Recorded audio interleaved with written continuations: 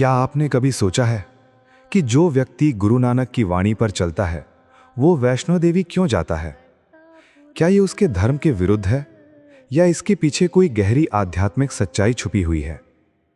सिख धर्म की स्थापना गुरु नानक देव जी ने की, जिन्होंने एक बहुत ही सरल और गहरी बात कही। एक ओंकार, अर्थात परमात्मा एक है और वो हर स्थान पर विद्यमान है। उन्होंने समझाया कि परमात्मा किसी एक स्थान, किसी एक मूर्ति या किसी एक मंदिर तक सीमित नहीं है। वो हर जीव के भीतर है, हर श्वास में है, हर क्षण में है। सिख धर्म के 3 मुख्य आधार हैं: नाम जपना, कीरत करनी, वंड छकना, अर्थात परमात्मा का स्मरण करना, ईमानदारी से जीवन यापन करना और जो प्राप्त हो उसे दूसरों के साथ बांटना। अब प्रश्न उठता है, यदि परमात्मा हर स्थान पर है तो फिर एक सिख वैष्णो देवी क्यों जाता है? वैष्णो देवी जम्मू के पर्वतों में स्थित एक अत्यंत पवित्र स्थान है, जहां लाखों श्रद्धालु माता के दर्शन के लिए जाते हैं। ये केवल एक यात्रा नहीं है, ये एक भावना है, एक आस्था है, एक समर्पण है। लोग कठिन मार्ग पर चलते हैं, जयकार करते हुए आगे बढ़ते हैं और अपने हृदय की इच्छा लेकर वहां पहुंचते हैं। कई लोगों के लिए यह केवल एक मंदिर नहीं, बल्कि उनकी आस्था का केंद्र है। अब यहां एक महत्वपूर्ण बात समझनी होगी। हर सिख जो वैष्णो देवी जाता है वो अपने धर्म के विरुद्ध नहीं चल रहा होता। अक्सर ये एक परंपरा होती है जो परिवार और समाज से जुड़ी होती है। उत्तर भारत में एक विशेषता है, यहां लोग हर धर्म का सम्मान करते हैं। एक सिख गुरुद्वारा भी जाता है और कभी-कभी मंदिर भी चला जाता है।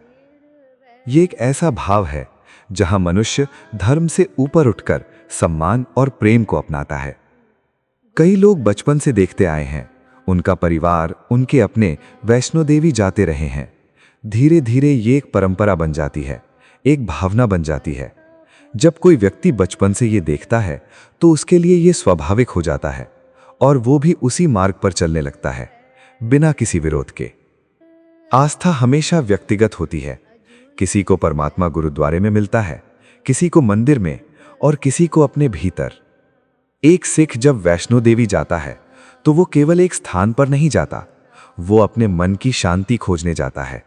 वो अपनी पीड़ा, अपनी प्रार्थना और अपनी आशा लेकर जाता है।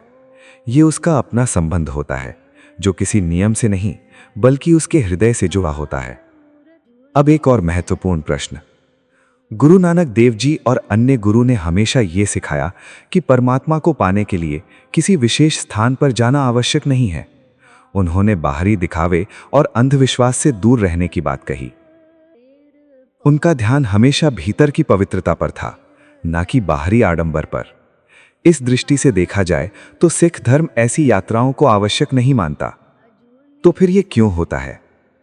क्योंकि मनुष्य केवल धर्म से नहीं चलता, वो भावनाओं और समाज से भी जुड़ा होता है। कभी वो शांति के लिए जाता है, कभी अपनी इच्छा के लिए और कभी केवल अनुभव के लिए। ये 3 बातों का मेल होता है: परंपरा, भावना और आस्था।